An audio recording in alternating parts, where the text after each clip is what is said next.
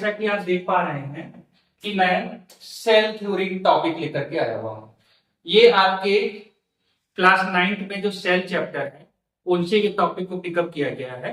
और ये चीज को आप कभी मिस मत करिएगा, क्योंकि ये जो आपको दिख रहा है सेल थ्योरी ना, छोटा सा 3 पॉइंट है, लेकिन समझना आपको बहुत जरूरी है और आपके एग्जाम के नतीजे से भी बहुत ज्यादा जरूरी है।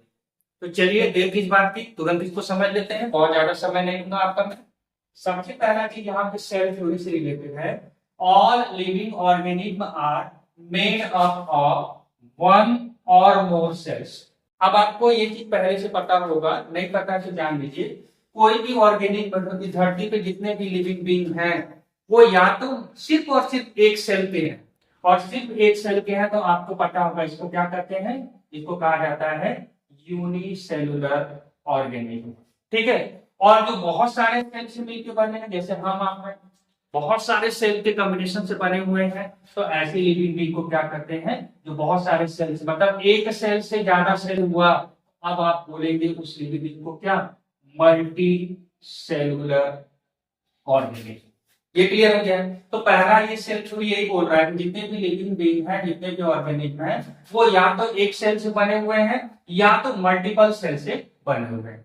सेकेंड हमारा जो सेल थ्योरी है उसमें क्या बोला गया है, the cell is the basic unit of structure and function in the living being. मतलब ये क्या कहना चाह रहा है, लिविंग बीइंग के अंदर में जो सेल है, जो कि आपको पहले पॉइंट से समझ में आ गया कि सेल से हर एक लिविंग बीइंग बना हुआ है, तो ये जो सेल है ये सबसे बेसिक यूनिट है स्ट्रक्चर बेस पर। मतलब स्ट्रक्चर मतलब बनावट, बनावट में सबसे छोटा पार्ट जो मिलेगा आपको, जिनसे हमारा शरीर बना हुआ है, वो कौन है, वो है सेल।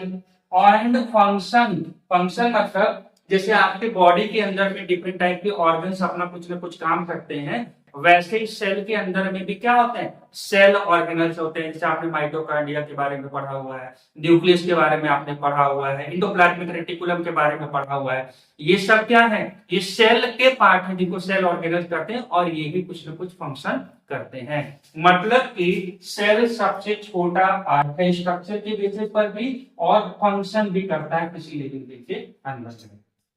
थर्ड पॉइंट है, all cell arise from pre existing cells. Pre existing का मतलब क्या होता है, जो पहले से सेल बना हुआ है। मान लीजिए पहले से ये एक सेल है, तो जो नया सेल आप बनाओगे, जो बनते हुए आप देख रहे हो, जैसे ये क्या है, नया सेल बना, जिसको हम लोग क्या कहते हैं, इसको कहते हैं डॉटर सेल। ठीक है, ये डॉटर सेल से जो नया सेल बने। तो ये जो नया सेल बने हैं वो कहां से बने, जो पहले से सेल था तभी बना होगा। तो ये जो पहले से बना हुआ सेल है उसी को कहते हैं प्री एग्जिस्टिंग सेल, वहीं से ये डेवलप हुआ है। बस इतना सा है सेल थ्योरी के अंदर में, आप इसको पढ़ लीजिएगा। अगर आपको वीडियो पसंद आया तो लाइक करें, कमेंट्स करके हमको जरूर बताएं कि आपको हमारा वीडियो कैसा लगा, और हमारे चैनल को सब्सक्राइब जरूर करें। Thank you so much.